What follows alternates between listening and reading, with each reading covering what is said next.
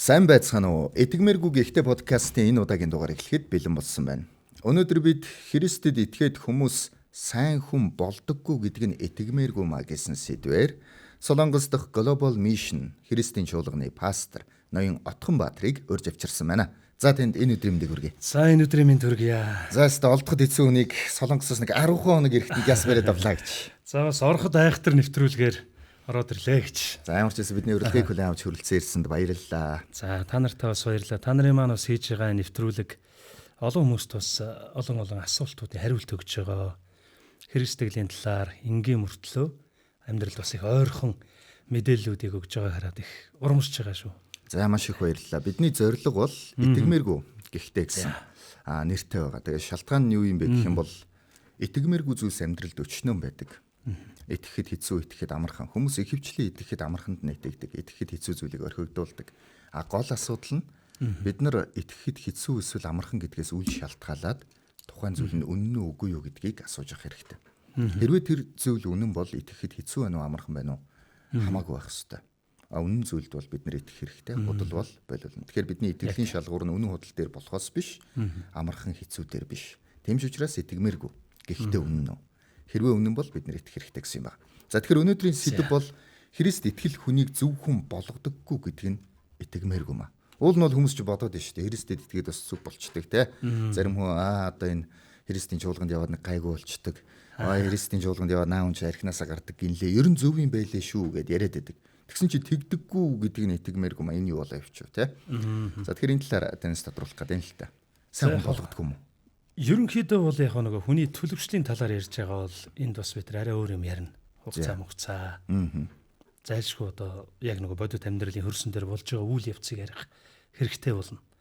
Гэхдээ Христэлийн хувьд бол сайн хүн эсвэл зүгээр зөвхт хүн болгодоггүй. Би юу хэлэх гээд байна гэхээр зүгээр сайн эсвэл зүгээр зөвхт хүн болгох тухай биш. Библиэлд юу гэж хэлдэг вэ гэхээр ялангуяа 2 дугаар Коринт номын 5 дугаар бүлгийн 17 дугаар эшлэлдэр. Тиймээс хэн нэгэн Христ дотор байвал тэр хүн шинэ хүн буюу шинэ бүтээл болно. Хуучин байсан зүйл нь бүгд өнгөрч одоод тэр хүн шинэ болсон байна гэж хэлсэн байдаг. Тэр маань юу гэхээр зүгээр нэг юм сайн сайжруулсан, нэг юм засаж залруулсан ийм хүн болгох тухай биш. Иннээс илүү юм яриад байгаа байхгүй. Ард байсан зүйлүүд баллуурдаг даад гэсэн үг шүү дээ. Ард байсан зүйлүүд бүгд өнгөрч одоод энэ бүр байхгүй болоод. За энийг бол ингээд яриул бас их тайлбарлах хэрэгцээ гарах байх. Гэхдээ ер нь бол Христэлийн яг жинхэнэ мөн чанар бол зүгээр сайн хүмүүсийг олноор бий болгох тухай биш. Тэрнээс илүү агуу зүйлийн талаар ярьж байгаа. Тэр нь юу гэхээр цоо шинэ хүн болгох, шинэ бүтээл болгох тухай гэсэн үг байна. Тийм. Тэгэхээр энэ бүр давсан утгаар юм биш. Эсрэг утгаараа яг үнэ. Эсрэг утгаараа бол мэдээж сайн хүн болгодгүй юм уугаараа байд ингэж хэлэх гээд байна. Гэтэл давсан утга бол тэр байтугай бүр тийм яг үнэ. Тийм. Тэгэхээр шинэ хүн гэдэг нь яг юу гэсэн үг вэ? Нүс жоохон ойлгомжгүй байна л та. За. Ер нь бол яг шинэ хүн гэдэг нь түрүүний хэлсэн дээр жаахан тулгуурлаа ярихад бол ер нь сайжруулсан хүн бол биш. Аль эсвэл одоо ингээд засаж залруулсан эсвэл зүгээр угаагаад ингээд цэвэрлсэн хүний тухай биш. Энэ нь цоо шинэ болгох гэсэн утгатай. Шинэ одоо мөн чанартай. Шинэ юм чи ямар байдаг вүлээ? Шошго яарлагтай хүртэл байдаг. Яг тэрүүн шиг ингээд шошго яарлагын хүртэл хараад өөн чин шинэ юм байна штэ гэж хэлдэгтэй яг адилхан тэр хүний одоо илэрхийлэх эсвэл тэр хүнийг тодорхойлолт тэр хүний үндсэн мөн чанар амьдралынхан дээр бүх одоо хундаам гэдэг юм уу зүрх сэтгэлийн гүнээс нь бүрэн шинэ болгоно л гэсэн үг байхгүй. Яг тэр 2 дугаар Коринт номын 5 дугаар бүлгийн 17 дугаар ишлэлдэр юу гэж хэлдэг вэ гэхээр харагтун хуучин юмс нь бүгд өнгөрч одлоо. Одоо шинэ болсон байна гэсэн утгатай ийм одоо үгсийг хэлсэн байна. Тэгэхээр хэн нэгэн Христэд итгэлээ бол, Христэд найдлаа бол, Христ итгэл дотор ирлээ бол тэр хүн цоо шинэ болно гэсэн үг. Миний хувьд жишээ нь урд байсан Отгонбаатар өнгөрч одоод шинэ Отгонбаатар амьдрнаа л гэсэн үг байна. Сонсоход бол гоё л байна. Бүрэн өөрчлөгдөнө энэ төр гээд. Гэхдээ одоо яаж өөрчлөгдөх вэ? Жишээ нь зүгээр хоёул амьдралтай үзэл да нэг хүн ингээ Христэд итгэндээ. Тэгмүү тэр хүн ундаамаар өөрчлөгдөнө гэдэг нь яг яана гэсэн үг үү те. Буухгүй яг уу онлын үед айгүй гоё юм шиг хэрнэ. Амьдрал дээр жоохон буухгүй юм шиг сонсогдож шүү. Яг одоо чиний ярьж байгаа тавьж байгаа энэ асуултыг бас Есүс эзнийг амьдарч байсан цаг ахуйд нэг хуулийн багш ирээд асуусан байдаг. Харин тэр үед Есүс эзэн юу гэсэн бэ гэхээр шинэ хүн болох тухай бүр гүнзгий зүйл ярьсан. Дахин төрөх тухай ярьсан байхгүй нэг талаар. Тэгээ нөгөө хуулийн багш бас юу гэсэн бэ гэхээр бас л эргэлцсэн л дээ. Энд чи одоо юу гэсэн үг вэ? Би ихийнхэн хэвлэл рүү ороод тэгээ дахиад төрөх тухай яриад байна. Харин нөгөө хуулийн багшд Есүс эзний ярьсан одоо хариулсан зүйл нь юу вэ гэхээр үгүй энэ нь бол одоо хүн ихийнхээ хэвлэлд ороод дахиад төрөх тухай биш ээ. Энэ нь дээрээс буюу одоо бурхны тэр хүч чадлаар тэр хүний өнгөрсөн амьдралд байсан гэм нүгэл, муу зуршил, ялагдаж ирсэн тэр ялагдсан амьдрал бүхлээр оронгоор өөр болоод тэр хүн дээрээс төрөх тухай гэж онцолсон байдаг.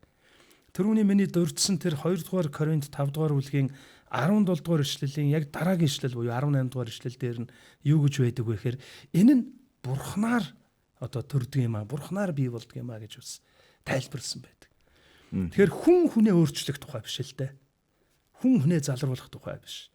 Бид бол бурхны бүтээсэн дэлхийн ертөнцид амьдарч байгаа. Бурхны бий болгосон цаг хугацаан дотор явж байгаа. Би бурханд итгэдэг байна уу, итгэдэггүй байна уу? Би бүр бурхны эсрэг тэрсэлдэг байна уу? Хамаагүй. Би эсэргүүцдэг, дэмждэг байна уу? Хамаагүй. Би шууд одоо шулуух хэлэхэд бол бид нэр угаасаа л бурхны бий болгосон дэлхийд амьдарч байгаа. Түүний өгөгдсөн цаг хугацаан дотор амьсгалж, амьдарч, хорвоогийн тоосыг хөдөлгөж яваа. Тэгэхээр биднийг бүтээсэн тэр бурхан биднийг шинжлэх тухай яриад байгаа. Нэг талаараа бүтээгч нь буюу эзэмшигч нь эвдэрсэн байгаа зүйлээ шинэ болгох тухай ярьж байгаа гэсэн үг. Зөвхөн эвдэрсэн эд ангийн солих тухай биш. Энийг аваад тэгээд цоошин болгоод гаргаж ирж байгаатай адилхан гэсэн үг. За би ойртуулснаар бүдэрүүлч үү яач байгаагүй. Яг уу арай деталь асууя л да би. Энэ тэгэхээр нэг юм оюун санааны өөрчлөлт маягийн гэж ойлгож болох уу? Жишээ нь одоо би амьдралаа шинээр эхлэндэ. Одоо хүн чинь бас заримдаа нэг шин юм эхлэхээр за одоо жинхэнэ амьдралаа шинээр эхэллээ те алдаж энтсэн бол одоогоо шинээр босоод алхахыг гэдэг ч юм уу. Тэр талаасаа гэж ойлгож болох уу? Оюун санааны өөрчлөлт бол яг энэ шинжлэлийн нэг л хэсэг нь. За. Тэгээ жишээ нь хүн зөвхөн оюун санаанаас бүрдэхгүй шүү дээ. Хүн мэдрэмж, үнцэн за тэгээ дээр нь бас яг үхээр одоо мөн чанар та айгүй олон зүйл ингээ бүхлээр шинжлэгдэнэ л гэсэн үг. За яг уу энгийн болгоод амьдралд практик маягаар болсон үйл явдалтай ингээд уялдуулаад ярил би өөрийнхөө тухай ярил л та. Одоо энд байгаа хамгийн ойрхон жишээ нь би өөрөө л байж таарад байна. Тэгэхээр би бол 20 гаруй жилийн өмнө амьдралаа өөрчлөхийг хүсэж байсан. Амьдрал өөрчлөгдөх хэрэгтэй байна гэсэн ийм одоо ирмэлзэлтэй залуу амьдралын утга учир үнцэн би юуны төлөө амьдрахын энэ амьдрал гэж яг юу юм гэдэг утга учирыг хайгаа явж байсан. Тэгтээ хайхтаа би зүгээр л нэг эрэл хайгуул хийсэн хүн байгаагүй надад асуудлууд байсан. Тэрийг бас шийдэх гээд.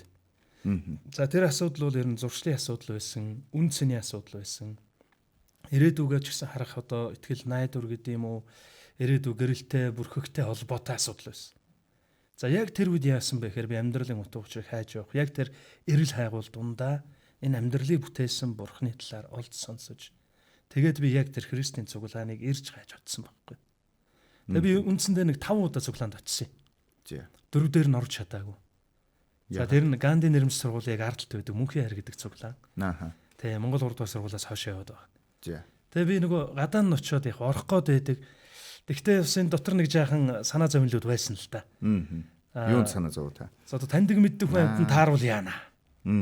Дээр нь бас миний одоо өссөн төрсөн одоо газар тэр авдаг байхгүй. Ер нь бол 11 дэх оруулаас ингээл Баян бүрдийн тойрог нь авцаал миний өсвөр насын тэр өрнөсөн. Хашаа дэнжим хүртэл гэсэн. Тийм болохоор бас нөгөө таньдаг мэддэг улсууд намайг тэр сүм рүү орж яваа хараад янз янзаар бодвол яана гэсэн нэг юм санаа зовлууд байсан. Тэгэхээр би гаднаас нь очиж харж байгаа л явчаад байсан л та.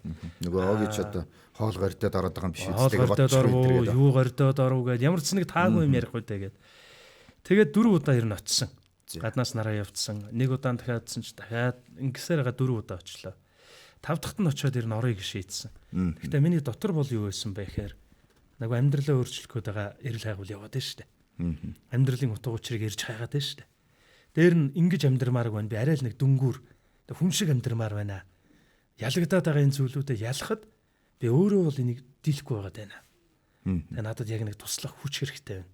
Тэр л энд байх шиг байна гэд ирж хайсараад очсон гэсэн үг байхгүй. Тэгээ 5 дахьтны яваад очсон чи яг тарж таарсан л та. Тий. Тэгээ үүдэнд нэг юм том гэцтэй Игч байсан. Жирэмсэн. Тэгээ нөгөө игч таарад өө чи анх удаа ирж гэнэ үү тэгж гэнэ. А би чамд нэг урилга өгье. Эх 7 хоногт нэг юм концерт залуучдын соёлын төв дээр болно. Одоо бол Улаанбаатар чуулган байр. За тэгээ залуучдын соёлын төвд эх 7 хоногт нь концертод очлоо. Тэр бол Христийн дахин амьсны баярын концерт байсан. Одоогийн шин амьдрал гэж цуглаан тэр концертыг хийжсэн. За тэн дээр тэгээд концерт их сайхан боллоо, дуу хоор явж байна, бүжиг драм явж байна. Тэгвэл тэр бүх зүйл нэг л ямиг яриад байсан. Христ энэ дэлхий дээр ирээд нүгэлтнүүдийн төлөө өгсөн. Тэр бүх өрийг төлсөн. Нүглээсээ болоод, гим нүглээсээ болоод амьдралын утга учир, үнцэн, сайн сайхнаас холдсон. Тэгээ нүгэлдээ дарлагдж байгаа хүмүүсийг тэр өөрийн үхэл ба амьлалтаараа ингээд бүгдийг шийдэж өгсөн гэдэг л зүйл яригдаадсэн. Тэгж явж байгаа дараа нь тэнд номлол явж байна л да. Харин тэр номлол дээр яг миний хайж байсан зүйлүүдийг яриад хэлсэн л да. Юу гэж ярив? Тэн дээр юу ярьсан бэ гэхээр та нарт байгаа энэ асуудал бол зүгээр нэг юм сайн хүн болох гэдэг юм уу? Эсвэл одоо энийг өөрчлөөд оронд нь юмар орлуулчвал болдог гэсэн юм зүйл биш. Энэ бүх асуудал бол ерөөсөө л нүглийн асуудал байна. Бүгднгийн энэ асуудлуудыг нийлүүлээд нэг уутанд хийгээд оноогдсон нэг нэр өгөө гэвэл гим нүгэл байна. Гим нүглээс болоод харилцааны зөрчлүүд, гим нүглээс болоод муу зуршлуудад ялагдаж, гим нүглээс болоод өөрийгөө үнэлэх болон бусдыг үнэлэх хүнлэмж бүх зүйл доголдсон гэдэг талаар яринга харамсалтай мэдээ байна. Энийг та нар өөрсдөө шийдэж чадахгүй. Хүн өөрөө шийдэж. Яаж гिचээгээд мянган сайн үйл бүтээсэн ч нэг ч нүглэн цайруулж чадахгүй. Тэгээ энийг би дараа нь бүр ингээд эргэцүүлж гүнзгий бодсон. Тэр нь юу вэ гэхээр хүн нэг хүнээс 100 сая төгрөг мэхлээд авъя л да. Тэгснэ би нөгөө 100 сая төгрөгнийхөө 1 сая төгрөгөөр 100 мянгаар нь 10 хүнд өгье. Нэг хүний гомдоосон 10 хүнийг баярлуулсан. Би шүүхийн өмнө очиж байна л да. Та нар намайг шийтгэх биш харин шагнах ёстой. Нэг хүн гомдоолоо. Би бүр 10 хүн баярлууллаа.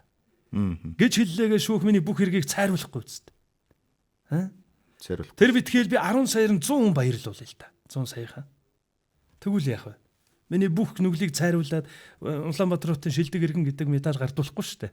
За ганцыг хохироогоо л үзээд ганц өндөр юм сүртэй ингэх. Яг шудраг шүүх бол яах вэ гэхээр 10 мянган хүн баярлуулсан ч хохироосон тэр хохирлын төлөө зайлшгүй хариуцлага хүлээнэ гэдгийг хэлнэ шүү. Ийм шийдвэр гарна. Яг тийм зүйл ярьсан байхгүй. Мянган сайн зүйл хийсэн ч нэг ч нүглийн асуудлаа шийдэж чадахгүй. Энэ бол муу мэдээ. Гэхдээ сайн мэдээ бол байгаа шүү. Зөв. Нэг буян нүгэл дэнслээд ингээд нэг буян дийлэх юм бол яан маань гэсэн байхгүй. Тэгээд тийм зохицуулт бол байхгүй шүү гэдгийг ярьсан. Тэгээд дараа нь юу хуалцсан бэ гэхээр энэ бол яг Библийн үнэн л дээ. Энэ зөвхөн Библийн ч гэж хэлэхгүй. Энэ бол яг амьдралын үнэн байхгүй. Шудрах шүүгч гэсэн ингэж л шийддэг. Тэгээд дараа нь юу болсон бэ? Сайн мэдээний болсон бэ гэхээр харин энэ бүгдийг Бурхан амьдралыг дэнсэлдэг тэр нэгэн өөрөө шийдсэн шүү. Тэр ямар ч нүгэлгүй нэгэн энэ дэлхийд ирээд тэгээ та нарын бүх нүглийг өөр дээр аваад нүглийн бүх төлөөсийг өөрийн үхлээр төлсөн. Библийн яг үнэ. Библийн Ром номын 6 дугаар бүлэг дээр нүглийн хөлс бол үхэл. Харин Бурханы бэлэг бол Христ Есүс доторх мөнх амьмөн гэж хэлсэн байдаг. Ром 6:23 дээр хэлсэн яг тэр зүйлүүдийг дурдаад тэгээд хэрвээ хэн нэгэн Христ дээр ирвэл нүгэлтэй үнцний хувьд бол дороотсон. Өөрийгөө сайжруулах гээд янзаар оролцсон ч бүтлгүүтэж байгаа тэр хүний амьдралыг цоошин болгож тэр хүнд цоошин итгэл найдвар, гэрэлгээ, урам зориг, хүсэл мөрөөдөл, мөн чанарыг Бурхан өгнө. Хуучин хүн чинь нүгэлт хүн чинь Христтэй хамт загалмаа дээр үхээд Христийн дахин амьдрал дотор ирсэн тэр итгэл найдвар доторх шинэ хүнийг чи шинэ амьдралыг хүлээж авна гэдэг одоо мэдээ тэнд яригдсан баг. Тэгээ тэр үед би хайж авсан зүйлээ олсон. Тэр өдөр би нүдэн анаад маш энгийнээр Бурхан минь би амьдрмаар байна. Сайн сайхан амьдрмаар. Тэгэхдээ энд сайнаас ч илүү юмыг та хэллээ. Зүгээр нэг сайжруулсан, засаж залруулсан хүний тухай биш. Цоошин амьдралын тухай ярьлаа. Та намайг уучлаарай. Миний нүглийг уучлаарай. Энэ яриад байгаа шинэ амьдралаа надад өгөөч. Яг ингэ залбирсан. За тэгээд тэр бүх үйл ажиллагаа дууслаа. Тэгтээ сонирхолтой би энэ залбирлыг тэр олон хүний тунд хийж чадаагүй л дээ. Санаа зовоод тэгээ би гараад явсан байхгүй. Гарсныхаа дараа гараад гэхдээ юунд биш. За энэ бас хөгжилтэй төгөлтэй тэгтээ миний амьдрал оронгоор өөрчлөгдсөн төв. Яг би босоо гарсан чинь нөгөө намайг өрсөн ихч маань нөхөртөөгөө хамт ингээд бид гурав хамт зэрэгцээ сууж байсан. Тэгээд явах гэж байна уу гэж асуусан. Тэгэхээр би явахгүйг би 0 ороодохыг гэж хэлээд 0 ороодохыг гэж хэлсэндээ тэгвүү дээр нь тэр газараас явмааргүй санагдсан да тэр яг 0 руу орсон л доо. Тэгээд би тэнд залбирсан. Бурхан минь таныг байдаг гэж байна. Тэгээд энэ зүйлийг шийдсэн гэж байна. Үнэхээр энэ үний юм бол би энэ шинэ амьдралыг авмаар байна. Намайг шинчилж өгөөч. Энэ хийсэн бүх сайн сайхнаа надад өгөөч. Тэгээ би тэндээс гараад явсан. Харин айл хэзээний бүх юм тарсан байсан. Тэгэхдээ би нэг зүйлийг мэдэрсэн. Энэ бол хүн хүнээ залруулаад энэ болохгүй шүү нөхөр минь гэж хэлээл. Нөгөө ой толгоон юу гэдэг вэ? Толгоонд нь ортол яриад.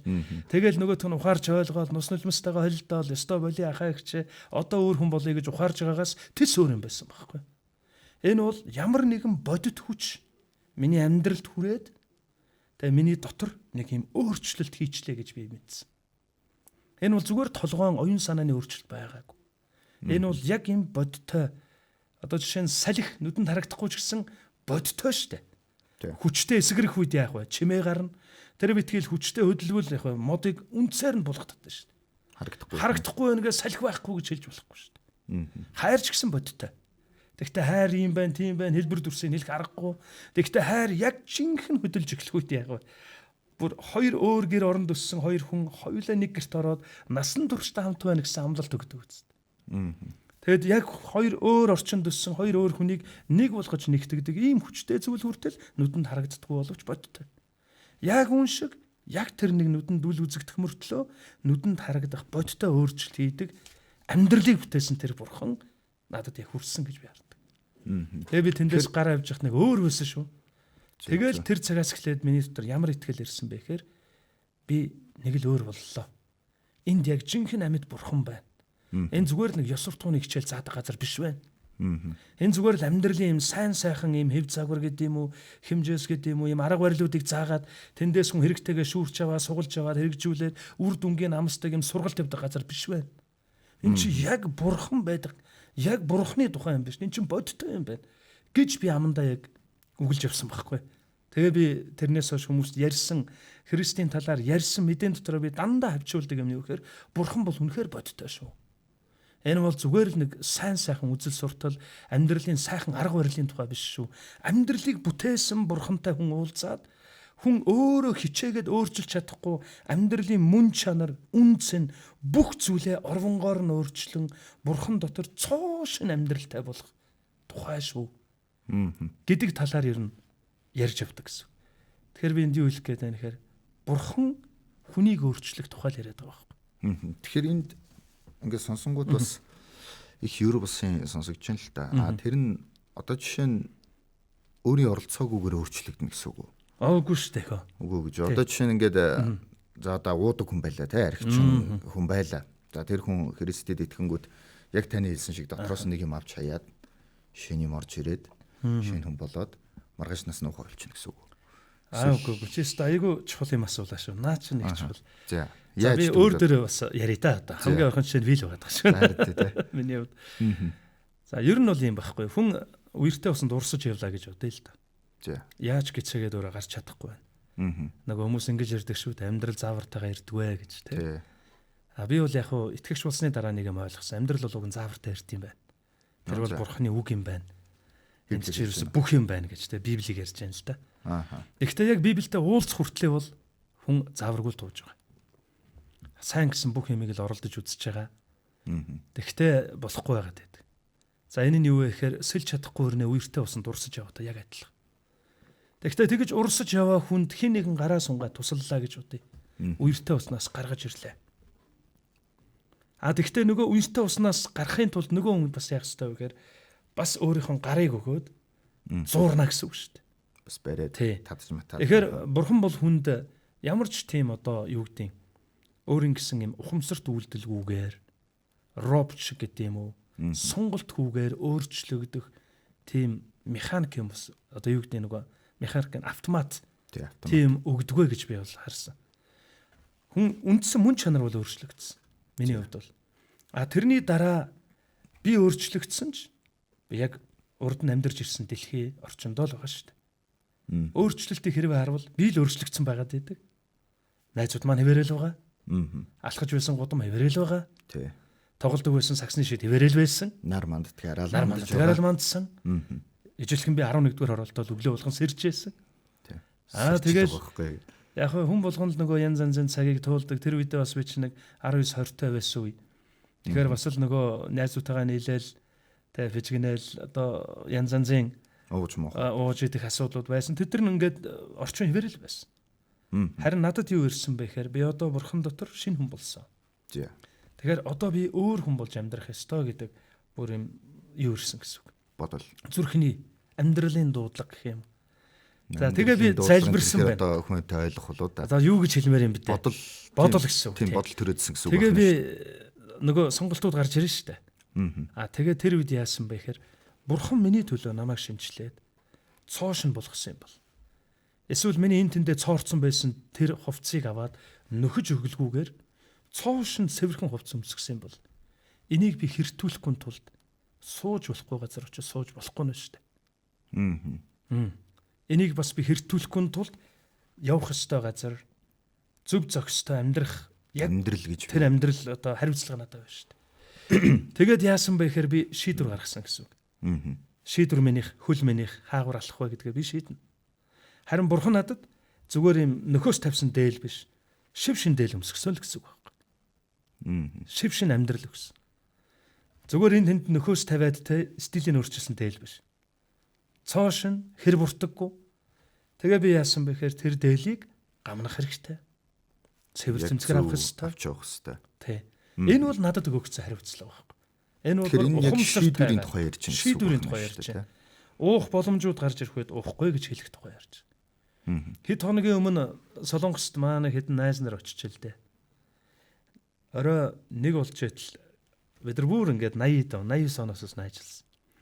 89 онд 11-р оруулын байранд ашиглалтанд ороод нүүж очисон цагаас эхлээл найзалж ялаа. Тэгэд орой над руу ингээд видео кол хийж байна л та. Тэгээд ярьж.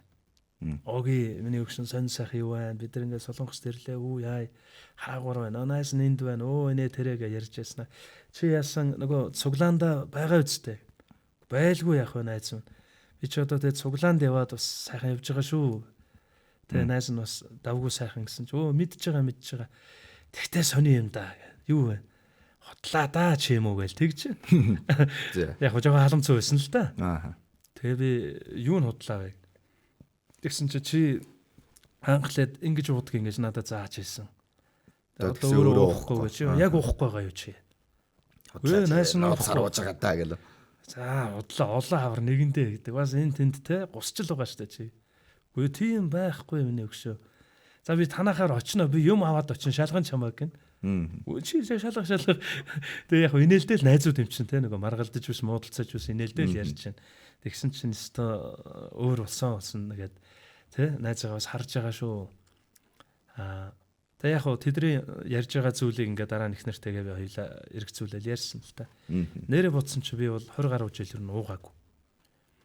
За би бас нөгөө ажлын шаардлагаар гэдэг юм уу ер нь нэг ч уугаагүй. Пяв, арх те сутур хундааны зүйлүүд ер нь хэрэгэлдэггүй гэсэн үг. Хүүхдүүд маань төрсэн цагаас авахгүй болоод аав нь арх өндөртүүлээд арх угаад те гэртээ агсан сухтаа тавиад чимэрхийг хараагүй. Ерөөсө хараагүй гэсэн үг. Тэгэхээр энэ бол яг харахгүй өөрчлөлт байхгүй. Тэгэхдээ энэ нь элби юм шиг болчоогүй. Бурхан надад цоошин амьдрал өгсөн. Тэгээд тэр амьдралаа хайрлах зүрх сэтгэл тэгээд тэрнийхээ төлөө зогсох шийдвэртэй байх тийм хариуцлага өгсөн гэсэн. Тэгээд дараа нь юу болсон бэхээр сонголтууд гэдэг юм уу янз янзын одоо уух юм уруу татлаг гэж бас хэлэх юм уу те. Тийм юмнууд гарч ирсэн ч уухгүй гэж хэлэх тухай байхгүй. Тэгэхээр би бол христэгч нарыг бүр тэгж бодд юм. Бид нар бол хариуцлагатай хүмүүс.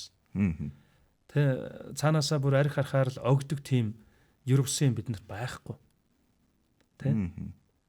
Тэгэл арх харахаараа л өгөөл эсвэл яагаад ч юм хөл өөр тишээ гүйдэг ч юм уу те. Бурхан ухамсартайгаар тэрнээс татгалзах ухамсарт шийдвэрүүд дотор биднийг зогсоосоо гэж хүсдэг. Тэгээ миний хувьд бол би үгүй гэж хэлсэн. Тэгээд олон жил үгүй гэж хэлж байгаа.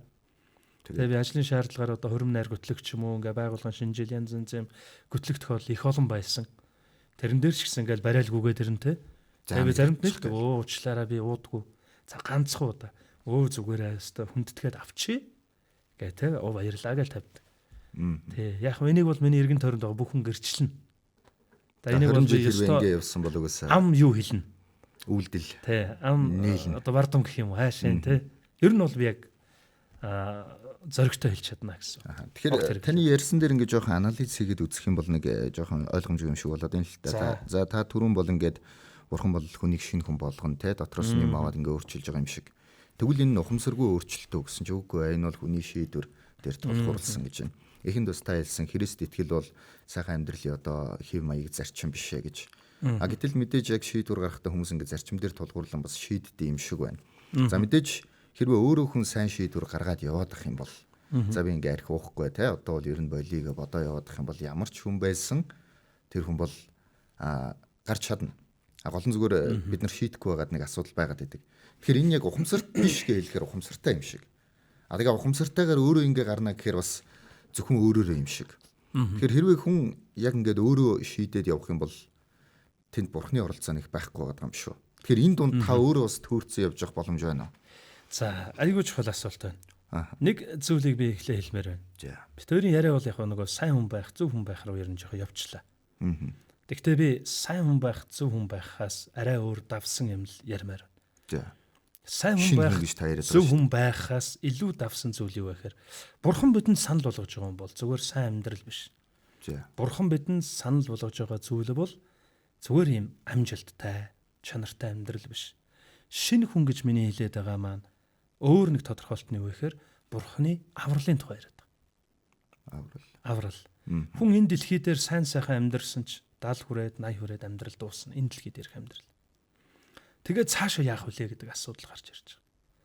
Тэгэхээр Библийн Иохан номын 3 дугаар бүлгийн 16 дугаар ишлэл дээр юу гэж байдаг вэ гэхээр бурхан ертөнцийг хайрлсан тул цорын ганц хүүгээ илгээсэн. За тэгээд хүүд нь буюу аврагч Есүст итгэсэн хүн мөхөхгүй мөн хамтай болно гэж нэг мөн хамын талаарх маш чухал зүйлийг яриад байгаа. Тэгэхээр зөвхөн нөгөө сайн хүн байх, зөв хүн байх талаар бол Христтгэлийн эцсийн одоо зорилго бол ерөөсөө энэ биш л гэсэн үг. Ер нь Христтгэл буюу бурхан бидэнд өгөхийг хүсэж байгаа хамгийн чухал зүйл бол миний шинэ хүн гэж нөгөө тодтогч ярьсан өөр нэг өнцгөр нь бас хэлбэл бурханы авралын тухай асуудал нь яригдж байгаа байхгүй. Тий.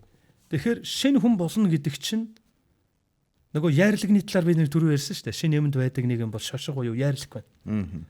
Тэгвэл миний яарлаг буюу шошго харьяалал юу вэ гэхээр энэ амьдрал дуусах үед мөнхийн улсад байх буюу бурханы авралын тухай, мөн хамын тухай ойлголт энэ дотор явж байгаа гэсэн үг. Энэ дэлхий дээр 60 70 80 жил амьдраад дараа нь энэ дэлхийн амьдрал дуусах үед мөнхийн зовлонд орвол ашигны үйлээ. Гэхдээ энэ нь мөнхийн гэж ярьж байгаа шүү дээ. 10 жил, 20 жил, 70, 80 жилийн амьдралын тухай биш. Харин Библиэлд буюу бурханы үгэн дээр амьдралыг бүтээсэн тэр агуу бурханы үгэн дээр хүн төрлөختөнд хандаж хэлсэн зүйл юу гэхээр хүн бүх дэлхийг олж авсан ч бүх амжилтын эзэн болсон ч дараа нь мөнхийн зовлонд орвол энэ нь ашигтай юм уу, үнцэнтэй биш гэж хэлээд байна. Энэ тэгэхээр нөгөө тамийн тухай хэлээд байна. Тамийн тухай, там деважингийн тухай. Там деважин гэдэг ярихаар авралын тухай яригдчихэв. Төрөний миний ярьсан шин гэдэг зүйлтэй холбож байвал энэ шин гэдэг ойлголтыг чинь хамгийн чухал зүйл нь зүгээр нэг амьдрал шин болоо сайхан болчихж байгаа тухай биш байхгүй. Харин энэнийг дагалдах бонус нь гэдэг юм уу?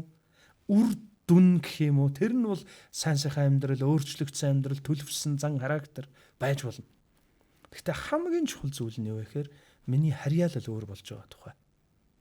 Нөгөө шошго ярилгны тухай ойлголттой уялдуулвал би Есүст итгэх үед би мөнхийн улс буюу Деважингийн харьяалалтай болж байгаа гэсэн үг. Тэгэнгუთ яах вэ гэхээр хүн мөн чанарын хувьд бол өөр болж байгаа. Мөн чанарын хувьд амьдралыг үнэлэх үнэлэмж, амьдралыг харж байгаа үндсэг олон зүйл өөр болж байгаа. Тэгээд өргөс авцсан юм шиг бүх юм өөрчлөгдөчихгүй. Тэнд яг эхлэл тавигдаж байна л гэсэн үг. Бүх юм суур тавигдаж байна гэсэн. Нэг талаараа модны үндэс хөрсөн дор байгаа. Юу болж байгааг бид нар мэдэхгүй. Гэхдээ тэр хөрсөн дор яг ингээд суугдсан. Өөрчлөлт явж байна. Харин модны яг ингээд харагдаж байгаа тэр дээдлийн нөгөө гарч ирж байгаа тэр хэсэг навч мавчтай хэсгийг бол яг үгээр харж байгаа хүн арчилж, урсалж тордох ёстой шүү дээ. Тэ яг үнтэй адилхан байхгүй. Тэр доор байгаа хэсгийг бурхан шийтсэн гэсэн үг байхгүй. Нүдэнд үл үзэгдэх, За би ер нь ойртуулж яах вэ? Яаж ойртох гээд байна. Харин дээр байгаа тэр хэсгийг буюу харагдах тэр зүйлүүдээ бол бид нар өөрсдөө яг нь аврагдсан, Бурхан дотор шинэ болсон, мөнхийн улсын харьяалалтай болсон, аврал авсан тэр амьдрал дотроо бид нар Бурханы үгийн дагуу авж явж, усалж, тордож, үйл явцын дунд шинжлэгдэх, хувьсах, сайжрах, төлөвшөх асуудал яригдж байгаа. Тэр битгэл юм шүү дээ. Есүст итгэдэггүй мөртлөө төлөвсөн зөндөө байгаа. Бид нар зөвхөн Есүст итгэдэг хүмүүсийг л өндөр ёс суртахуунтай гэж хэлж болохгүй байхгүй. Өндөр боловсралтай, өндөр ёс суртахуунтай, гэр бүлээс авсан хүмүүжил гэдэг юм уу те, маш зөв шударга, ухаалаг, хэлсэндээ хүрдэг, хариуцлагатай. Гэхдээ Христэд итгэдэг хүн зөндөө байгаа шүү дээ. Энэ бол сайн зүйл. Гэхдээ энэ сайн нь хангалттай биш байхгүй. Өөр юу хэрэгтэй вэ гэхээр энэ хүнд нэг л юм дутаад. Тэрэнд ихтэй бүх юм нь байж магадгүй. Тэр нь юу вэ гэхээр Бурхан дотор шинэ хүн болох, аврагдах. Нөгөө мөнгө хамийн тухай яригдж байна гэсэн үг. Ямар ч сайн байгаад, ямар ч амжилтанд хүрээд, ямар ч хүн булган хараад алга ташмаар гавьяа байгуулж амьдэрсэн ч яаж зүтгэсэн хүн өөрөө хичээгээд Бурханы авралд хүрч чадахгүй гэдэг тухай Библиэлд бас хэлсэн байна. Тэр юу гэсэн үг? Энд ч одоо юм гоё зөв шударга айгуу сайхан те нийгмээ манлайлаад хүмүүс сайн сайхныг хийгээ явж байгаа хүмүүс хамт очно гэсэн үг.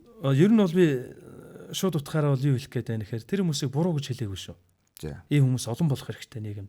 Зөв сайн шударга хэлсэн үгэндээ хүрдэг хүмүүс олон болох хэрэгтэй.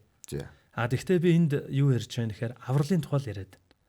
Хэрвээ би авралыг аваагүй бол миний очих газар хаана вэ гэдэг чинь бас өөрөө аюу ойлгомжтой бол явчихна л гэсэн үг. Тэгэхээр би энд за яг 5-ын Деважингийн асуудлыг жоохон хойшин тавиад нэг юм хэлмээр байна. Нөгөө түрүүний миний дурдсан тэр Библийн Ром номын 6-гийн 23 дээр бэлэг гэж энийг хэлээд байгаа юм л да. Энэ нь шалгууртай, өндөр үзүүлэлттэй, гавьяа байгуулсанд өгдөг тухай биш. Харин Христ Есүсийн дотор Бурхан нэг бэлэг өгсөн. Тэр бэлэг нь бол мөнх хам юм а гэж хэлж байгаа. Тэгэхээр бидрээс гарах үйлдэл нь юу гэхээр алгаад илгээд төрсөн өдрөөр хүн яадаг вүлээ? Бүжгэлэх юм бол бэлэг авдаг биш шүү дээ. Төрсөн л багт болоо шүү дээ. Тэр юм шиг алгаад илгээд Бурханы хүн болгонд гавьяа байгуулсанд нь ч тэр айл эсвэл жахан балагтай асуудалтай явсанд нь ч тэр хэрвээ зүрх сэтгэлээнээгээд хүлээж авахыг хүсвэл хүн болгонд боломжтой авралын тухай ярьж байна гэсэн үг байна. Энэ аврал нь өөрөө биднийг цоо шин хүн болгодог. Үндсээр нь би бол яг 20 гаруй жилийн өмнө яг энэ авралыг л олж авсан. Гэхдээ би ч олж авсан гэж боддоггүй. Яг тэр ирж хайж байгаа тэр нөхцөл донд Бурхан өөрийг нь танихад яг энэ авралыг таньж мэдгээд надад ингэж одоо ингэ ярьчвал ойлгох нь яах нь хүмүүс далдуур ингэ чиглүүлсэн гэж би хардаг. Тэрнээс ингэ ирж хайсараа гэж итгэдэг байх нь шүү. Тэгж итгэдэг. За тэгээ яасан гэхээр Бурханы яг авралыг хүлээж авах үед тэнд миний амьдрал ингээд оронгороо эргэж гişг болсон. Тэгээ би амьдралын үнсэн, амьдралыг хайрлах, үнэлэх, тэгээ Бурханаас надад өгсөн тэр шинэ амьдралыг хэртүүлэхгүй байх, нандинах, надад өгөгдсөн аав ээж, ахад дүүс, найз нөхөд харилцаануудаа хайрлах. Тэр одоо мотивац гэх юм уу те зүйлүүд ингэж бий болсон гэж үздэг. Тий. Тэгэхээр ер нь бол Бурхан бол хүний яг тэр дотор байгаа үндсийг өөрчлөөд тэгээд тэр мөн чанарын үндсэн дээр хүмүүс өөрсдөө яг тэр цаашаа ургах процессыг явагдах үед нь шийдвэр гаргаж тэгээд энэ өөрчлөлт нь яг бүрэн бүрэлдэхүүнээрээ ингэж гоё шинэ үндсээр бий болдог буюу тэгж шинэ хүн болдгоо гэж ойлголоо. За яг зөв. Ер нь үндс өөрчлөгдөх нь л модонд ургах амьд байх гол шалтгаан болдог шүү дээ. Гэхдээ үндс бол харагддаггүй. Тэгээ энэ бүх өөрчлөлтийн явцад ирээдүйд хүрэх цэгээ бодохдоо зүгээр энэ амьдралын сайн сайхан биш. Ирээдүйд бас одоо Бурханы өгж байгаа тэр мөнх амьдрал гэж таны ярьж байгаа тэр зүйл рүү хүмүүс ингэж хардаг гэсэн үг байна. Тэгээ энэ нь одоо хөтлөгдөж явна гэх юм бол одоо алсын аргаараа хөтлөгдөнө гэж бид нар энэ дэлхий дээр ярьдэн шүү дээ. Яг тэгж тооцох юм бол бүр тэр мөнхийн амьдралаар хөтлөгдөнө гэсэн үг болж байгаа юм байна шүү дээ. Яг үнэ. Тэгэхээр тэр утгаараа бол яг ингэ явж байна гэж бодож байна. Түрүүн гэхдээ яг нэг юм хэлэхдэггүй орхичлоо гэж би бол бодож байна. Жишээ нь яг тэр ингэ нэг юм гоё зөв шударгатай энэ амьдрал дээр яг зөв байгаа. Тэгээ бусдын амьдралд бас сайн сайхныг хийгээд байгаа. Бид нар бол сайн хүн гэж хэлдэг. Тим хүмүүс маань тэгэхээр энийг бас авах боломжгүй гэж та хэлсэн. Гэхдээ тэрийг төр хоошин тавьчлаа. Одоо тэрийг хэлээч. Яагаад болохгүй гэж? Библиэлд яс юу гэж хэлдэг вэ гэхээр зөвхөн Христийн дотор Боёо яг одоо Есүст итгэх итгэлээр л дамжуулж яг Бурхны өгж байгаа тэр шинэ хүн болох боломж нь ирдэг тухай хэлсэн байна. Итгэлийн талаар хэрвээ бид нар ингээд эргэцүүлж бодвол энэ нь яг юу вэ? За надад нэг 3 төрлийн түлхүүр байна гэж бодъё л да. За. Би машина унаад ажил руугаа явахын тулд би машиныхаа түлхүүрийг л хэрэглэх ёстой. Гэтэл хажууд нь надад цефний түлхүүр, гэрийн түлхүүр байна. За би ямар ч одоо сайхан сэтгэл гаргаад, хичээл сэтгэл гаргаад цефний түлхүүрээр машиныхаа одоо машин асаах гэж оролдвол миний шаргуу хөдөлмөрөөс болоод машин асахгүй.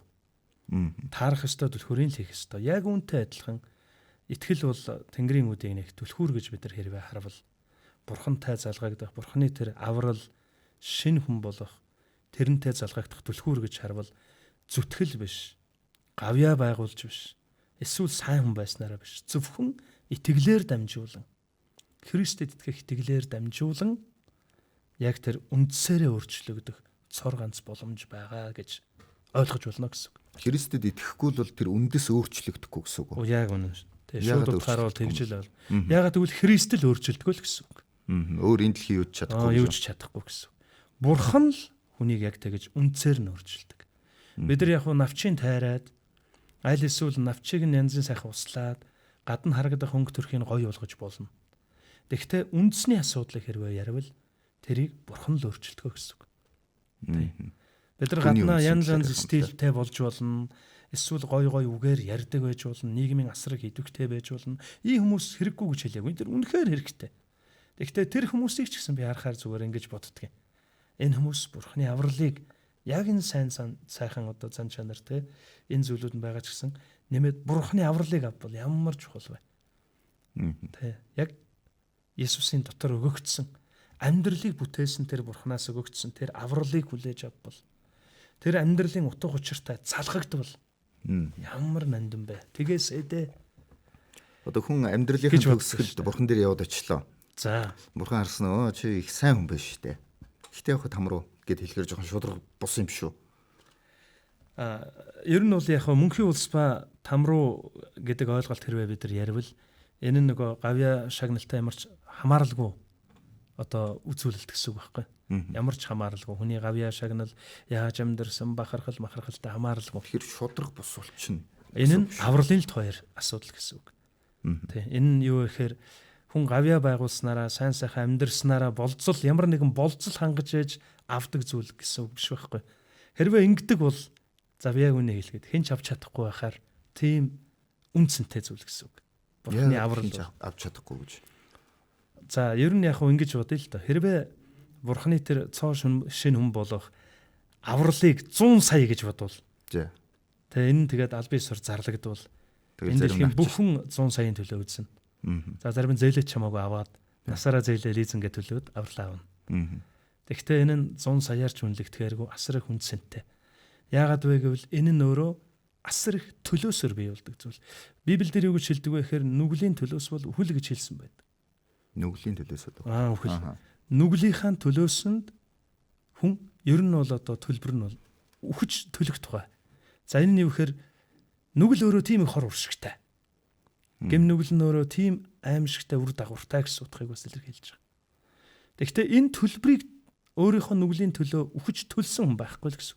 Харин гэм нүгэлгүй тэр нэгэн ирээд дээр нь нүглийн төлөөсөө төлөх тэр нэг нь юу гэхээр өөрөө нүгэлгүй нэгэн байх ёстой тухай.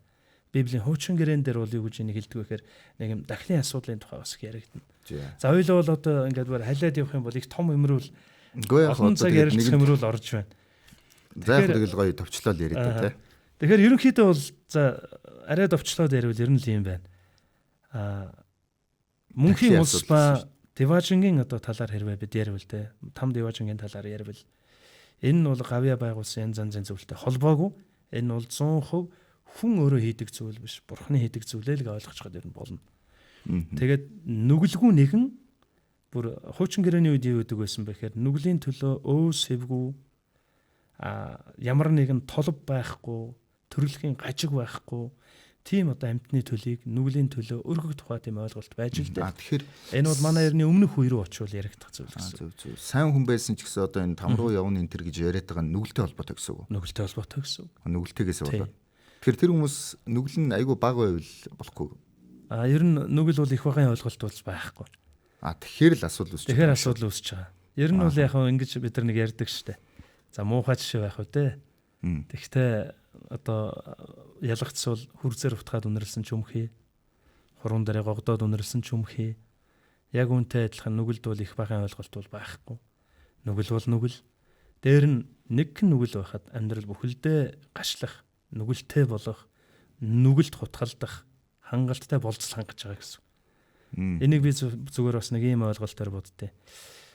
Сайхан бороотой өдөр тогоо дүүрэн банштай цааж ханлаа.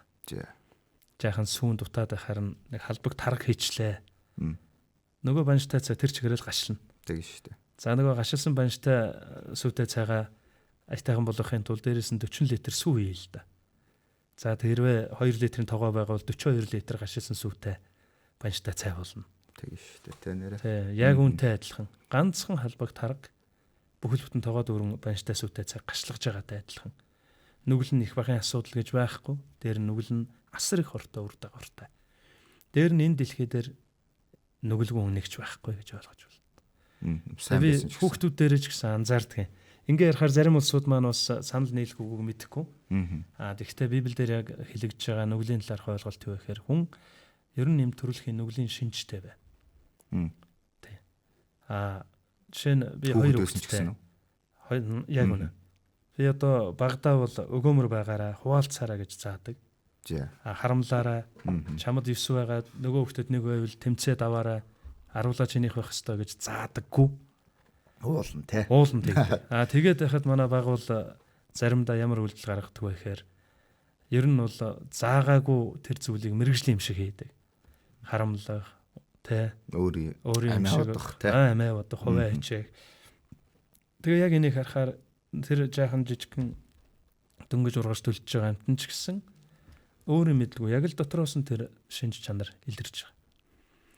Тэгэхээр ер нь бол хүн төрөлхийн нүгэлтэй бөгөөд одоо ингээд яривал бүр анхны үерүүл очих гэдэг нь хүн нүгэл унсан цагаас ахгуулаад дэлхийн ертөнц хүн төрлөختөн тэр чигээрээ нүгэл гэдэг асуудалтайгаа тулалдаж, тэмцэж, нүгэлдээ ялагдаж, нүгэлдээ гүйцэгдэж, баригдаж, хор уршиг, үр дагаврыг нь амсаж, харилцааны эвдрэл, зөрчил, хүчирхийлэл, ёс бус зүйлүүд үрж. Харин энэ бүгдийг шийдэхин тулд нөгөө сайн нь ховрдоод саар муухай нь олширсан энэ нийгмийг цэвэрлэн ариусгахын тулд тэгээд зогсохгүй тэр нүглийн хөлс нь юу гэж хэлсэн бэ гэхээр үхлийн талаар хэлэхдээ энэ дэлхий дээр амьдрахдаа үхсэн юм шиг үнцэн дотор амьдраад энэ дэлхийн амьдрал дууссаны дараа мөнхийн зовлонгийн үхлийн тухай бас хэлж байгаа байхгүй. Төлбөр нь тэгэхээр зөвхөн гэмт хэрэгтэн шорон дорно гэдэгтэй л адилхан. Өөрөө даал хүрээд амиа алдахаараа төлөөсөө төлчлөө гэсэн үг шүү. Үгүй. Энэ нь үхлийн талаар ярьж байгаа гэдэг нь энэ дэлхийн амьдрал дуусаад мөнхийн зовлонд орох хувь тавилангийн тухай ярьж байна. Бас харин энэ бүгдийг шийдэхийн тулд амьдралыг бүтээсэн бурхан, бүтээсэн бүтээлээ хайрладаг тэр бурхан энэ асуудлыг шийдэхийн тулд өөрийн цорын ганц хүүгээ энэ дэлхийр үлгээсэн тухай Библийн Иохан номын 3 дугаар бүлгийн 16 дугаар ишлэлээр хэлсэн байна. Түрүүн таны хэлээдсэн чинь. Тэгээд Есүс буюу Бурхны цорын ганц хүн дэлхий дээр ирсэн хамгийн том, ерөөсө хамгийн чухал шалтгаан бол юу вэ гэхээр нүгэлд баригдаад нөгөө амьдралын утга учир үнцэн хар цагаанаас заримдаа ялахгүй харыг цагаан гэж ойлгоод энэ нь үнцэнтэй гэд бусдыг гэмтээгээд байхтал би өөрийнхөө л байж гэнэ гээл те. Ингээд явж байгаа гаждсан, эвдэрсэн байгаа энэ амьдралын тогтолцоог эрүүл болгох. Тэгэхдээ энэ нь бонус гэж бас ойлгож байна.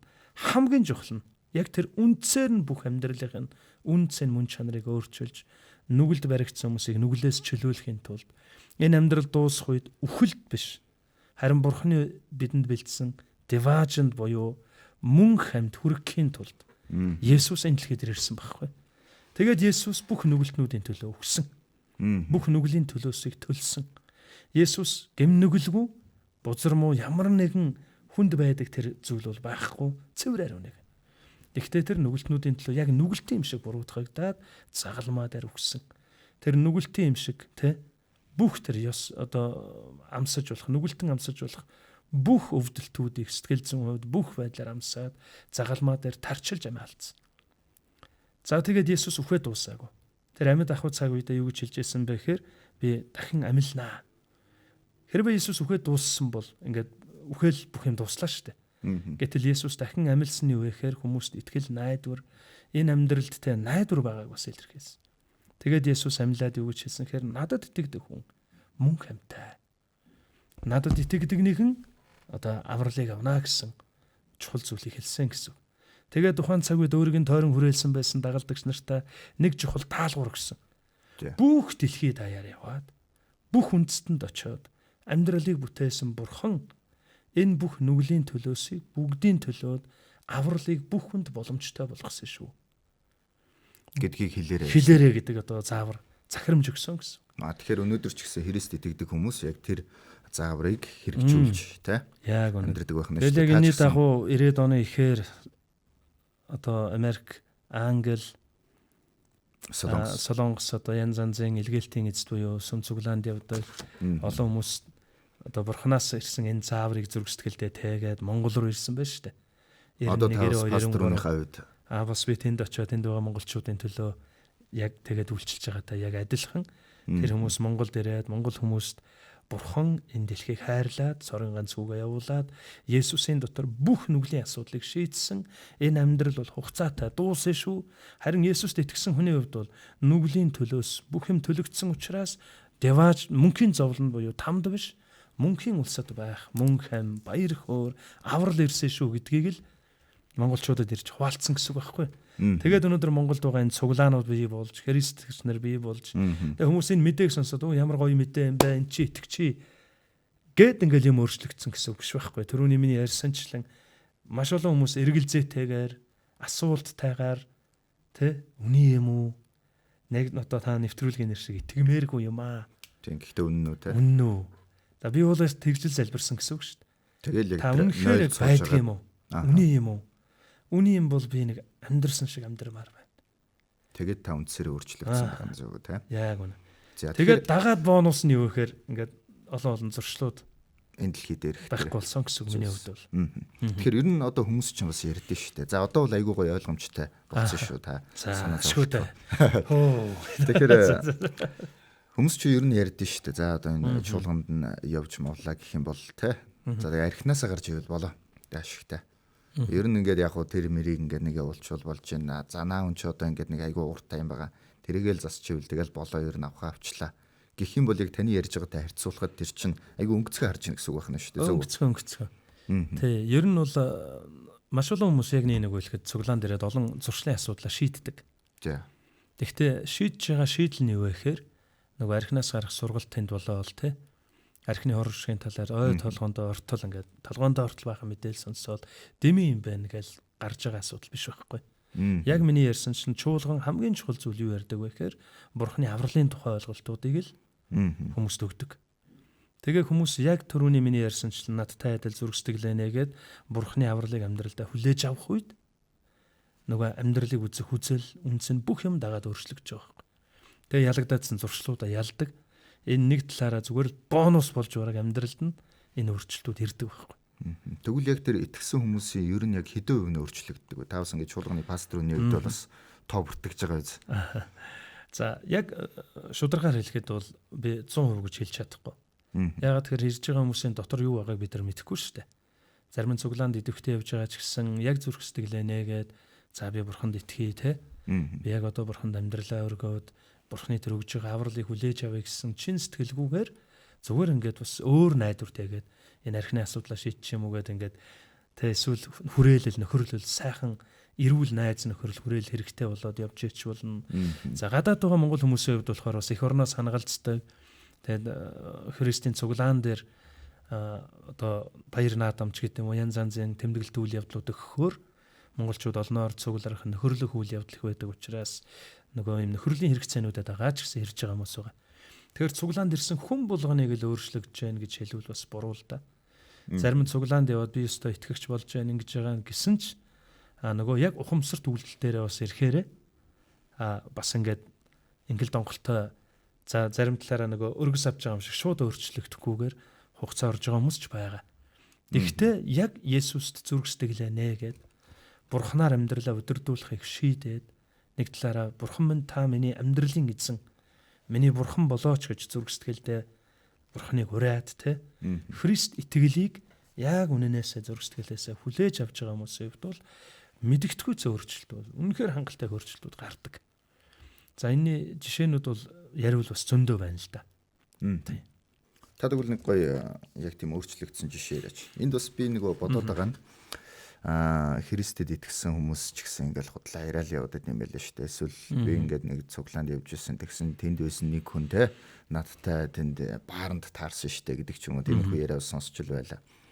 Тэгэхээр ер нь бол ингээд таны хэлсэнтэй бол яг нийцж ин л да. Зарим хүмүүс өөрчлөгддөг, зарим нь бас дотроо итгэдэг юм уу? Эсвэл зарим нь хугацааны хувьд гэж ярьж байна те. Тэгэхээр бас энэ өөрчлөлтөд цаг хугацаа ордог нэг хэсэгтээ бас ингээд инхэл донхолтой байдгийн байна гэдгийг нь ойлгогдож байна.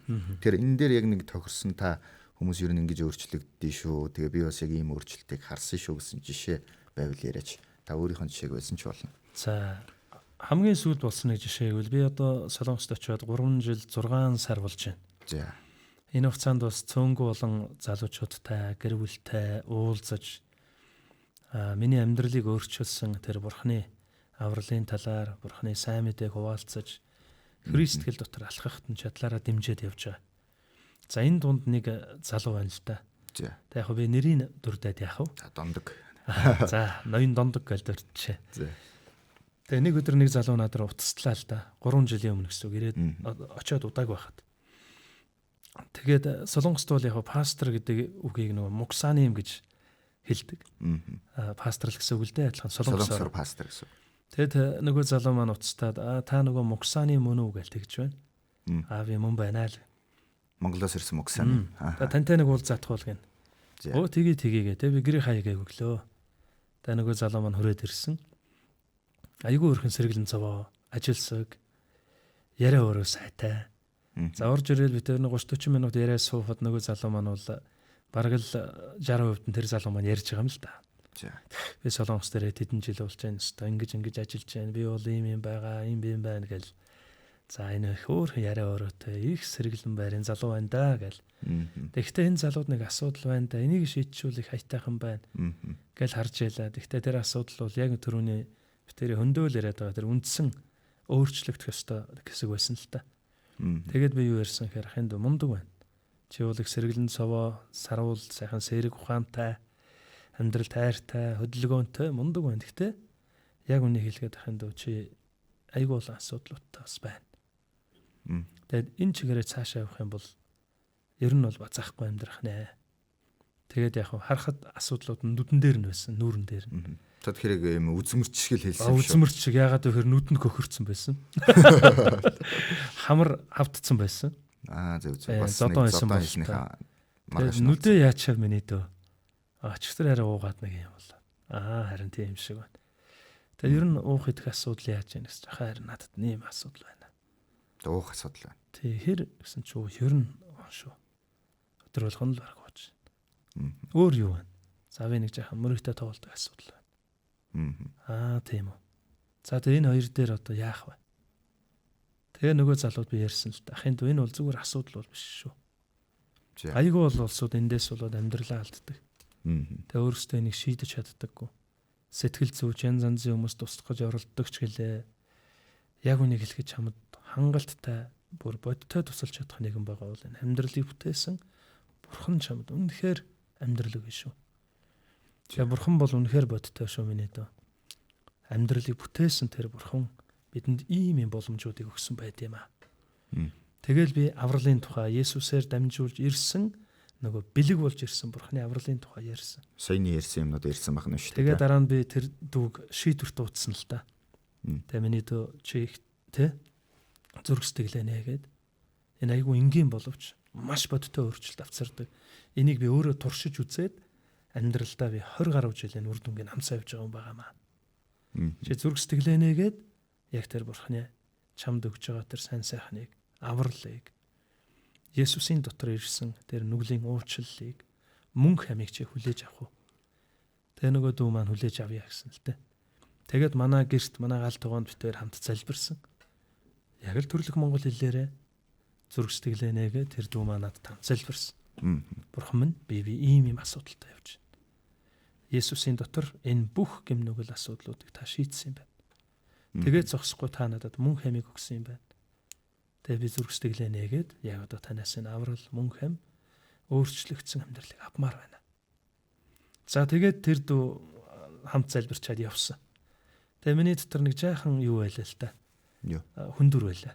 За. Ягаад тэгэхээр нөгөө дүү гэртээ тэр мөрөдөө тоглоом ууж идэх асуудлууд болж исэн.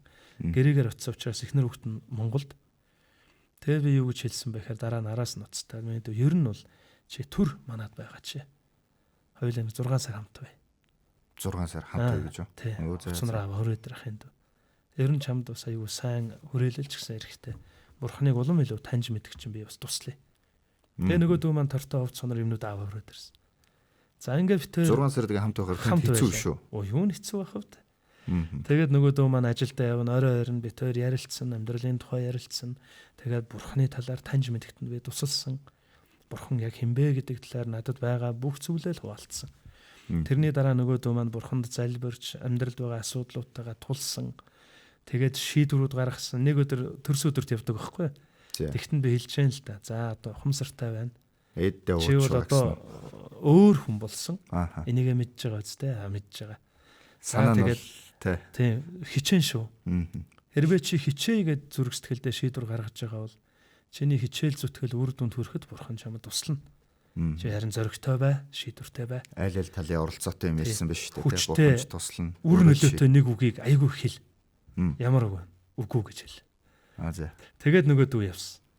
Орой 10 төглөө миний чихэн санаа зовж штэ. Тэгээд би уцтлаа л та. За яг нэрийг хэлэх гэж штэ. Нөө дондог. Тэгээ хаана явна вэ дөө? Оо би одоо ингээд дуусаад төрс өдөр дуусаад гарах гэж байна. За. Тэгэл би дотроо бодохгүй юу. За ялсан байгаасай. Тэгээ нөгөө дүү ороод ирлээ. Тэгэл би тэврээл те. Давгүй юм дөө давгүй.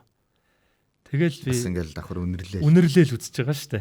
Тэгсэн чи үнэхээр юм үнэртсэнгүй. Тэгээ нөөдөө маань их баяр өртөө болцсон. Би үнэхээр үгүй гэж хэлсэн шүү. Тэгээд миний одоо харж байгаагаар тэр цагаас хойш 3 жил өнгөрч байна. 3 жил арх угаагүй. Тэгээд тамхинаас бүрэн гарсан мөрөдө тоглоог. Яг энийг дагаад юу болж байна гэж эдийн засгийн сайжирсан. Ууж иддэг асуудал байхгүй болсон. Маш хөдөлмөрч. Хэрвээ хөдөлмөрч хүмүүс ууж идэхэ болчих юм бол ямар их амжилтанд хүрдгийг тэндээс харсан. 3 жилийн дотор айгүй бол юм амжуулсан шүү. Монголд байраа авсан, ор дээрээ авсан, машинтай болсон, маш сайн ажилдаг. Айгүй ажилсагд. Харин түүнийг хойноос нь чангааж исэн зүйл юу байсан бэ гэхээр нөгөө зуршлууд байсан л та. Олсон хэдэн мөнгөөр уучдаг юм уу, эсвэл мөрөдө тоглодог юм уу те.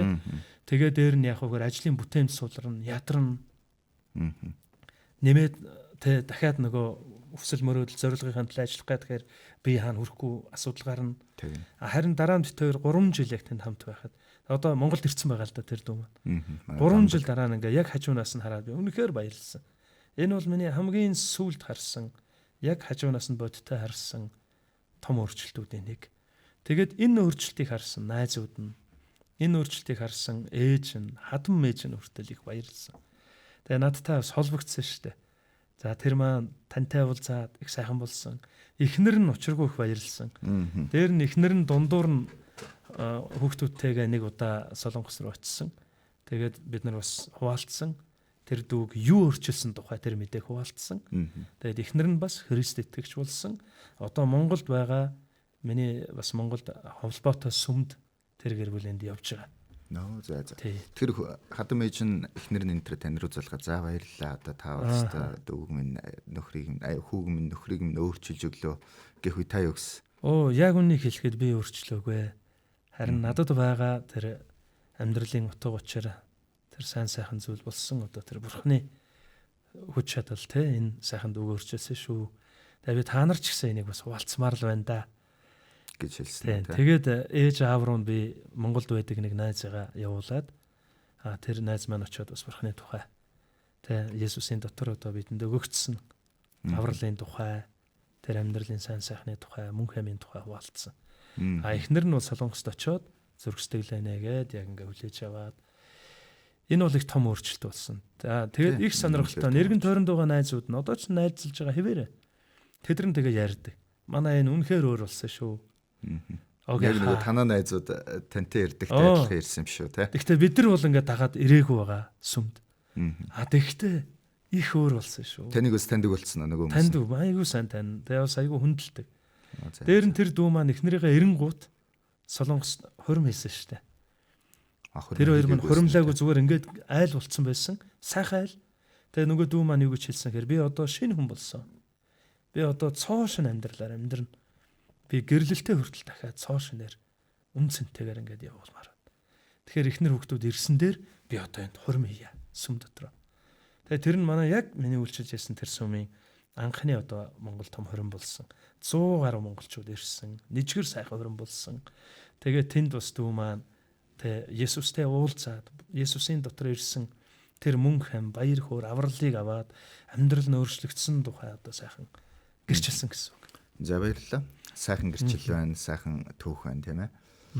Мэдээж яг энэ түүхийг сонсож байгаа олон хүмүүс гэхдээ за би бол одоо юм ч байна гэж юу авах вэ гэж бодож байгаа хүмүүс байгаа л баг. Мэдээж хүн болгон амьдралын нөхцөл байдал өөр байгаа тийм. Магадгүй өнөөдөр уугаад явж байгаа нэг хүн энэ талаар сонсоод эсвэл яг тэр нөгөө зуршилдаа баригдсан байгаа хэн нэгэн сонсоод үгүй сайхан ли. Гэхдээ миний намайг бол барахгүй баха те. Би бол бүтэхгүй баха гэж бодож иж болно шүү дээ. Тим нөхцөлд ер нь бурхан яг хэр чадaltaй гэж та боддог вэ? Ямар ч хүнийг одоо ингээ өөрчилж чадах уу эсвэл яг ингээ хамаардаг үү те хүнийх нь онцлогоос болоод байна уу? Тэр талаар та нэг хуваалцаач. Өнөөдөр яг тэгээ сонсоод явж байгаа тийм хүн байвал та юу гэж хэлэх вэ? За яг тийм хүн байгаад би тэгж хэлмээр байна. Итгэл одоо бурханаас ирж байгаа энэ аврал найдвар бол хэнийг ч хувьсхан өөрчлөх чадaltaй. Хэнийг ч гэж юу? Хэнийг ч өөрчлөх чадaltaй. Адгийн нүгэлтэн гэж хүмүүс нийгмээрээ цололсон тэ эсвэл нийгэм тэр чигээрээ одоо айдаг, эргэцтэйв, гэмт хэрэгтэн, айл эсвэл залхаа, эсвэл одоо юу гэдгийг амьдрал хэд хэдэн амьдрал сэглээ хийцсэн. За би ч бол дампуурсан, өнгөрсөн. Нэр хүнд нь бүр байхгүй болсон. Эсвэл бүр гудамжны аригчин байсан ч Бурхны хувьд бол өөрчилж чадахгүй хин нэгэн гэж байхгүй. Бурхан тэр үнсийг бас хайрлах уу? Хайрладаг байх. Бурхан бүх хүнийг хайрладаг. Библиэлд юу гэж хэлдэг вэ гэхээр Бурхан бүх хүнийг хайрладаг бөгөөд бүхнийг аврагдаасаа мөнх амир өрөөсэй гэж хүсдэг гэж хэлдэг. Бүх хүнийг бэлгсэн амьдралтай болоосоо гэж хүсдэг гэж Библиэлд хэлсэн байдаг. Тэгэхээр Бурхан хурж, өөрчилж, хувьсгаж чадахгүй хинч байхгүй гэсэн үг. Тэгээд ер нь бас үзэж байгаа хүмүүс дунд ч гэсэн өөрөө биш юм аа гэхэд за манай тэр бол бүтэхгүй ингээд дуусах юм шиг байна гэж бодож байгаа бол тэр хүнийг чинь ч гэсэн бурхан өөрчилж чадна. Энэ нөгөө хүн хүнээ өөрчлөх гэж үзээд цөхрөх ядрах тухай асуудал биш байхгүй. Энд бид нар харьцангуй ойлголт яриад байна. Тэр нь юу гэхээр амьдралыг бүтээсэн бурхан. Нөгөө энэ тэнгэрт байгаа нар сар ууд мөчөд гариг ертөнц энэ уул тоолгоо загас жарааха хэдэн сая живаагаараа тоологдох өвс ургамал жигүүртэн шууд энэ ам амьдралыг бүтээсэн бурхан. Энэ олон бүтээл дунд нэг бүтээл нь болох хүн гэд тэр хүнийг ч гэсэн бүтээсэн бурхан. Хүнийг 100% өөрчилж чадна. Жишээ нь миний энэ зүүж яваа цаг эвдэрвэл би өөрөө ноцолдвол бүр их эвдэлж магадгүй. Яг л би мэдэхгүй. Би бүр сэтгэл гаргаад бүр хайрлаад, зориулт гаргаад, өдөр шөнөгүй үзээд, уйлаад ч ноцолдоод засч чадахгүй гэж магадгүй. Бүр эвдэл. Яг тэгэхээр мэдэхгүй. Мэдэхгүй. Харин энэ цагийг бүтээсэн хүн, энэ цагийг бодож олсон хүн, үйлдвэрлэсэн хүн, эд ангийн өөрөө угсарч хаана юу байх уу гэдгийг нэг үрчлэн бүртгэж байгаа байрлуулсан хүнд авчиа тэгвэл юу нэвдэрснийг бараг хараал мэднэ гэсэн. За тэгэл засна. Яг үнтэй адилхан бидний амьдрал чинь өөрөө энэ амьдралыг бүтээсэн бурханд харьяалагддаг. Тэгэхээр эвдэрсэн байгаа яг тэр амьдралыг бол ямар ч амьдрал байсан. Нөгөө цаг дотор олон янз байгаа шүү дээ.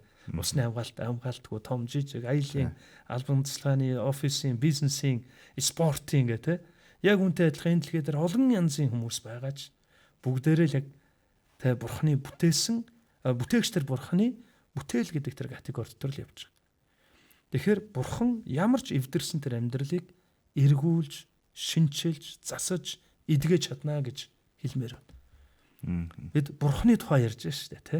Хүний тухай. Агуу хүний тухай биш, зүтгэлтэй хүний тухай биш, эсвэл чадварлаг лектрийн тухай биш. Ярингуут хүмүүсийн сэтгэл хөвөлцдөг хэнийгний тухай биш. Харин амьдралыг бүтээсэн бурхан хүнийг өөрчилж чадахгүй гэдэг юм ярьж байна. Тэгвэл энэ дээр би 100% хэлмээр байна. Танд найдвар байгаа шүү. Бурхан таныг 100% өөрчилж чадна. Бурхан таныг зүгээр сайн хүн болгох биш. Түүнээс илүү зүйлийг таны амьдралд хийж чадна. Таныг цоо шин хүн болгоно, танд мөнх амийг өгнө, таныг итгэл найдвар баяр хөөрөөр дүүргэж чадна. Энэ бол бурхан. Дээр нь бас юу гэхээр магадгүй найз нөхөд хань ижил үр хүүхэд хин нэг нь ингээд алдаж индээ за энэ ч өнгөрсөн гэж байгаа хин нэгэн байгаа бол тэр хүнийг ч гэсэн бурхан өөрчилж чадна шүү гэдгийг бас хэлмээр байна. Тэгэхээр та тэр хүнд ч гэсэн очиод те хэлж болно шүү л гэж хэлэх гээд байна гэсэн үг шүү дээ. За баярлалаа. За нэвтрүүлгийн маань цаг ерөнхийдөө дууссан байгаа. Подкастын маань. Яг нэг зүйл надад бас их асуучмаар санагдаад байгаа. Тэгэхээр энэ та нэг товчгоо хариулж өгөөрэй. Тэгээд дуусгая. Яг таны саяны хэлснэг сонсоод хүмүүс бас нэрээ тэгвэл надад бас найдвар байгаа юм байна да гэж бодож болно шүү дээ. Гэхдээ тэдгээр хүмүүст тань шиг одоо за манай төр өдрөө 6 сар хоёлаа хамт амьдрий. Тэгээ би хажууд чинь заат зөвлөөд өгье те. Тэгээ яг ингээ алдах үед нь урамшуулад тэгээ яг онох үед нь уухгүй ороод ирэхэд нь баярлаад тэврэх тийм нэгэн байхгүй бол яах вэ? За би бас нэг зүйл хэлэхэд би нөгөө цуглаан дээрсэн хүн болгоныг 6 сар амьдруулааг. Тэр дүүгийн хувьд бол яг нөгөө гэр бүлээсээ хол хүний нутагт тэгээд гэр орондоо яг тийм тоглуулж барьдаг те асуудлууд байсан. Тийм учраас тэр орчноос нь хөндөрүүлэх гэж л гэртээ авцарсан. Тэрнээс маань цуглаанд одоо Солонгос цуглаанд 40 орчим насанд хүрэгчтэй явдаг. Бүгднийг гэртээ амьдруулаагүй. Харин би юу гэж хэлэх гээд байна гэхээр мэдээж яг зааж зөвлөөд ярьж хэлээд чиглүүлэх нэгэн хэрэгтэй. Хэрвээ тийм хүн хэрэгтэй гэж байгаа бол би тэгж л хэлмээр байна. Монголд байгаа бүх сүм чуулгануудад пастор удирдагч нар байдаг.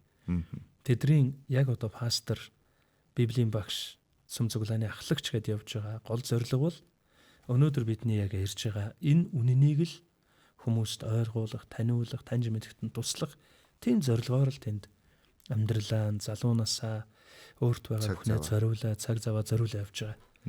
Хэрвээ та яваад очивол бүгд баяртайгаар танд мэддэх, тэ ойлгож, таньж мэдсэн бүх зүйлээ танд хуваалцах.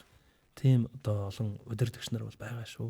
Тэгэхээр Монголд христийн чуулганууд руу очиж болох юм шүү. Ойрхон байгаа сүм цуглаан руугаа очиод юу мэдмээр байгаагаа чөлөөтэй хэлээрэй.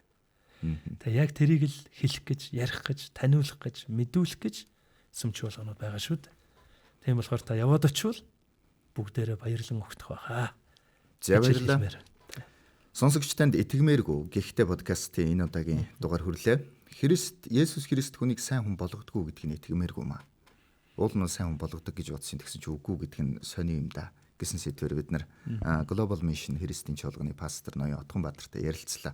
Гэхдээ энэ зөвхөн эсрэг утгаараасаа гэхээс илүүтэй давсан утгатай буюу Бурхан бол хүнийг цоо шинэ хүн болгодог бөгөөд үндсээр нь өөрчилж амьдралын утга учир хийгээд зориг донд удирдаад ирээдүйд бас бэлэг болох тэр мөнх амьд зүйлийг өгдөгөө гэж манай зочин маань ярьлаа. Тэгээ энэ бүхэн итгэмээргүй танд бас тийм итгэхэд амархан сонсогдохгүй байгаа бах. Гэхдээ та бодоод үзээрэй яг энэ үнэн үү? Сэний зочин маань бас үнийг ярьсан уу? Амьдралаас нь болоод хэрвээ ярилцъя гэх юм бол бас өөртөө нь холбогдоод та ярилцаад үзээрэй.